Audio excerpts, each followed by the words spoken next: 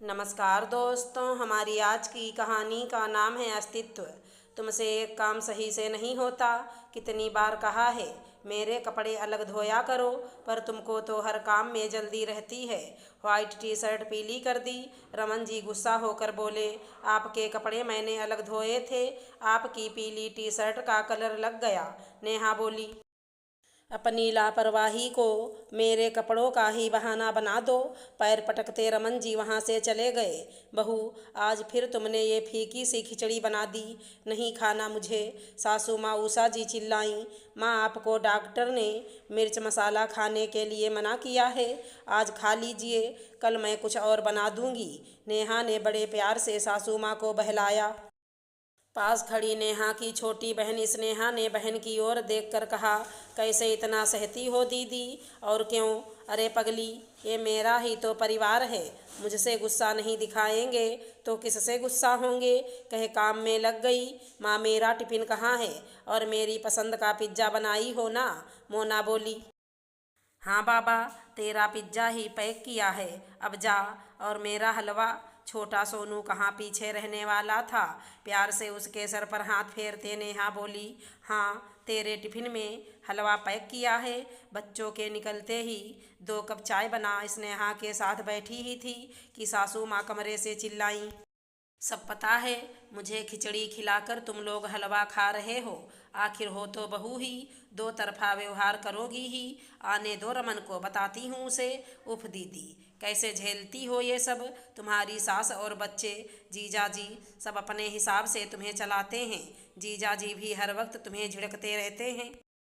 किसी को तुम्हारा काम और थकान नहीं दिखता है? शीशे में अपने को देखा है? इतना सुंदर चेहरा कैसा हो गया? स्नेहा चिढ़कर बोली, तुम टेंशन मत लो, वैसे भी मुझे आदत हो गई है इस सब की। परिवार की धुरी मैं हूँ तो ये सब करना ही पड़ेगा। वैसे भी अब मुझे कुछ बुरा नहीं लगता। सबकी ज़रूरतें पूरी करते अपने लिए समय ही नहीं मिलता। नेहा बोली। दोनों बहनें गप्पे मारने लगीं। बड़े दिनों बाद नेहा ने इतनी बातें और हंसी मजाक किया। शाम होते एक के बाद एक घर के सदस्य आते गए। नेहा व्यस्त हो गई। स्नेहा भी नेहा की मदद कराने रसोई में आ गई। दोनों बहनें रात के खाने की तैयारी कर रही थी। रमन ने आकर पूछा, खाना बनने में कितना टाइम लगेगा? ज़्यादा टाइम लगेगा तो मैं थोड़ा सतीश के यहाँ गप्पे मार कर आता हूँ, कह नेहा का उत्तर सुने बिना चले गए। सबके खाने के बाद करीब 10 बजे रमन जी आए। आते ही खाना खाकर सोने चले गए। स्नेहा बहुत दिनों बाद बहन से मिलने आई थी। नेहा ससुराल की जिम्मेदारी की वजह से मायके कम ही जा पाती थी, इसलिए स्नेहा एक हफ्ते के लिए बहन के पास आई थी। नेहा की दिनचर्या देख उसे बहुत कोफ्त हो रहा। उसकी टैलेंटेड खूबसूरत बहन सिर्फ घर की नौकरानी मात्र रह गई, किसी को उसकी परवाह नहीं है। बीमार सास के उलाहने, पति की झिड़की, बच्चों की फरमाइश में उलझी बहन को देख आश्चर्यचकित थी। क्या ये वही बहन है जो रोज आयरन किए कपड़े पहनती थी, बिना बाल संवारे कमरे से नहीं निकलती थी? आज उलझे बाल और सिकुड़ी साड़ी में इधर उधर दौड़ रही थी। एक सुघड़ स्त्री बहू, पत्नी और माँ बनते ही इतना बदल जाती है। स्नेहा ने आज ठान लिया, बहन के कामों और जिम्मेदारियों का बंटवारा करके ही जाएगी। जीजा जी को भी समझाएगी। शाम होते ही बच्चे खेलने चले गए। सासू माँ को नेहा बाहर चेयर पर बैठा आई ताकि उनका भी मन बहल जाए। रमन ऑफिस से आते ही फ्रेश हो फिर बाहर निकल गए। दीदी, रोज रोज जीजू किसके घर जाते हैं? स्नेहा ने बहन से पूछा। किसी के घर नहीं जाते, ये 4-5 दोस्त सामने पार्क में गप्पे मारते हैं। ऑफिस का तनाव कहीं तो दूर करना है, कह नेहा सब्जी काटने लगी। एक बात बताओ दीदी, जीजू को ऑफिस का तनाव दूर कर फ्रेश होना है। बच्चे खेलने जाते हैं, माँ जी को तुम सुबह शाम बाहर कुर्सी पर बैठा कर आती हो, जिससे उनको ताज़ी हवा मिले और वो फ्रेश हों। क्या तुमने कभी अपने फ्रेश होने या ताज़ी हवा लेने के लिए सोचा? क्या तुम अपना रोज का तनाव, जहाँ काम का प्रेशर, सासू माँ का उलाहना, जीजू की झिड़की जो तुम्हें आहत करती है, उस तनाव को दूर करने के लिए कभी बाहर या दोस्तों के पास जाती हो? क्या तुमको ज़रूरत नहीं है तनाव मुक्त होने की? क्या तुम्हें अपने स्वास्थ्य की देखभाल की ज़रूरत नहीं है? क्या तुम्हारे पति, सास या बच्चे की जिम्मेदारी तुम्हारे प्रति नहीं है? क्या तुम्हें अपने शौक़ पूरे करने का अधिकार नहीं है?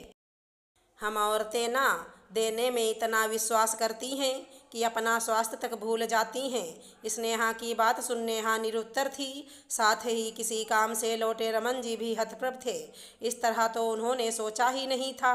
औरतों का तो काम ही है सास ससुर पति बच्चों की देखभाल का, पर औरतों को भी देखभाल की ज़रूरत है, ये उन्हें आज समझ में आया। तुमने आज मेरी भी आंखें खोल दी स्नेहा। सही बात है, जो हमारी देखभाल करती है उसे भी तो देखभाल की ज़रूरत है। मैंने कभी नेहा को इस नज़रिए से नहीं देखा। बाबूजी को जिस तरह माँ को झिड़कते देखा, वहीं मेरी भी आदत बन गई। हमारे पुरुष होने का इतना दंभ है हमें कि हम अपनी गलती देखकर भी नहीं देखते और पत्नी को ही हर बात का दोष देते हैं। नेहा का हाथ पकड़ रमन जी ने कहा, सॉरी नेहा, अब मैं ख्याल रखूँगा। तुम भी तनाव मुक्त रहो। तुम्हारी खुशियाँ भी इस घर के लिए ज़रूरी हैं। अगर गृहिणी ही खुश नहीं रहेगी तो घर कैसे खुशहाल होगा? स्नेहा मुस्कुरा दी। कुछ दिन बाद जाते हुए नेहा से बोली, दीदी, अपने अस्तित्व के लिए कभी कभी बोलना भी ज़रूरी होता है। अपनी ज़रूरतों को अगर तुम नज़रअंदाज करोगी तो दूसरा भी नज़रअंदाज कर देगा। कहते हैं ना, माँ भी दूध तभी पिलाती जब बच्चा रोता है। गांठ बांध लो, अपनी खुशियों का आगाज स्वयं ही करना पड़ता है। अगले दिन सुबह माँ को बाहर बैठाने के साथ रमन बाबू अपनी चाय भी वहीं ले आए। एक अरसे बाद माँ बेटे साथ चाय पी रहे थे। माँ के चेहरे की रौनक देख रमन चकित था। क्या ये वहीं चिड़चिड़ी माँ हैं? तभी नहाकर बालों में गुलाब लगाए नेहा आ गई। पत्नी के गुलाबी चेहरे को देख रमन जी खुश हो गए। घर की शांति छोड़ वो कौन सा तनाव मुक्त होने जाते थे ना, अब अपने घर पर ही तनाव मुक्त होंगे और सबको रखेंगे।